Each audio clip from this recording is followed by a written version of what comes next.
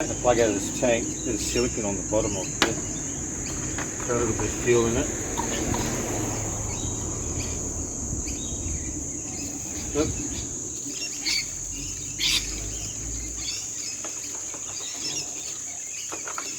This is old outboard motor fuel that still smells okay, but it's got two-stroke in it. So it's just used for the lawnmower and do little jobs like this. But look at that. You can't really see, but there's no rust in this right tank whatsoever. It's as clean as. So that's another plus. I'm happy with that.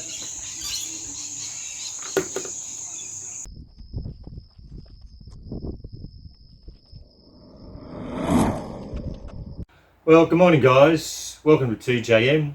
We're back up at Waggy. Haven't been here for a couple of weeks with other commitments, but we're here to look at this Series 1 again. In Sydney, I managed to rip out the old starter motor from my XJ6 Mr. White, and here she is. She's still working good, but we've now replaced it with a reduction starter motor that I got off the Jaguar supplier. So it's in and working well.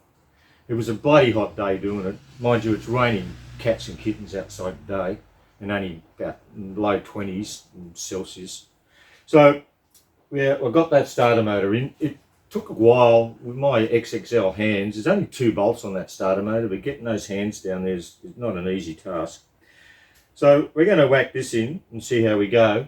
It also came with a spacer on the Series 2, so we're going to throw that spacer in and just hopefully this starter will engage into that ring gear.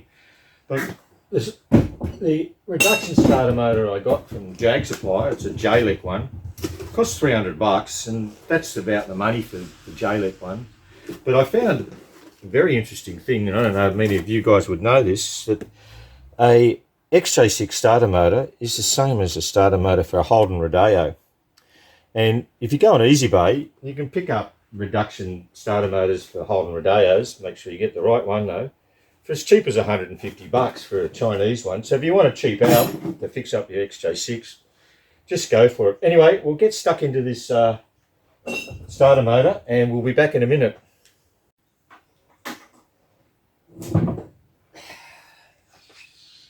Out. A little bit of bloody.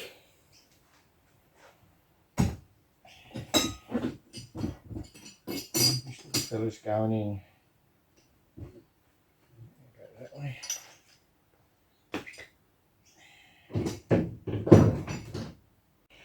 Well, failure.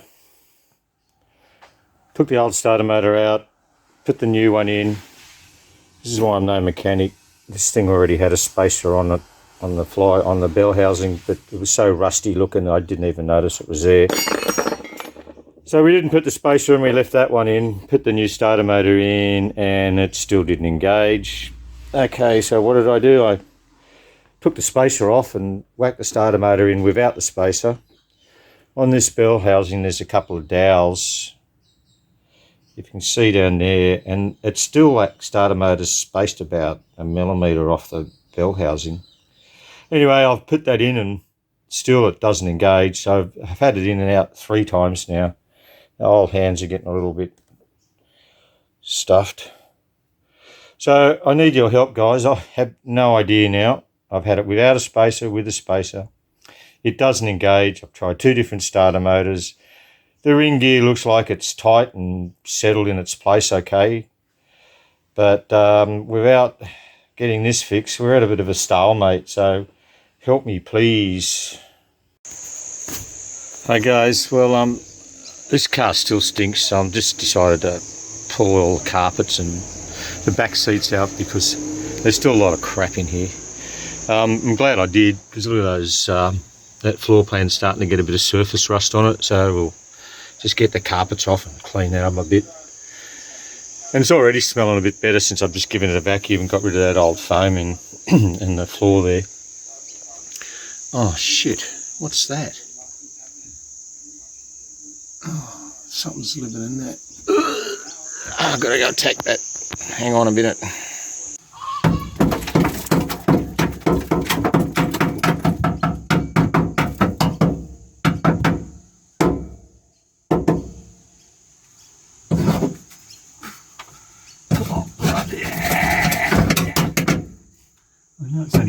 mud and crap. Oh, look at the beetles in there. They're dead. They're gone. Moths probably.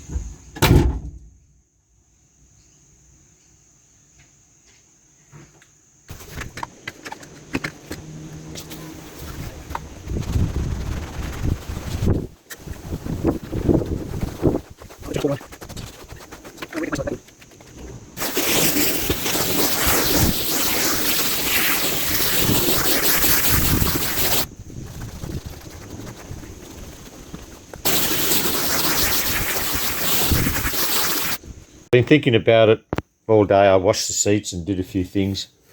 I want to get that smell out of the cabin. It's still in there. I'm going to rip up all those carpets. And I thought I'd better have a look at the engine number just to sort of see actually what, which I should have done in the first place, what year model this engine 4.2 is. Scrubbed up the engine number just to have a good read of it because I hadn't really taken much notice of it before. Starts with 7D, then the digits after that. So I went to the Jag Lovers website and looked up engine numbers. I don't know if you can see that, but 7D is, where are we? 4.2 litre Mark 10 420G. Are you kidding me?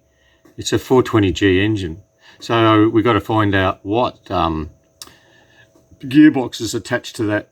I think it's a BW35. And a bloke just realised that if this engine is, well it is, we've just confirmed it's out of a Mark 10 or 420G from the engine number, it's a short stud motor.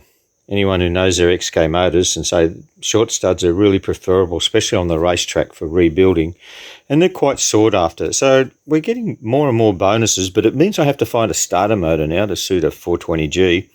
I'm not too sure whether they have a separate solenoid that's mounted to the firewall or the solenoid's on the top of the starter. I'm yet to do some research on that, but we're getting there. I mean, we're getting there.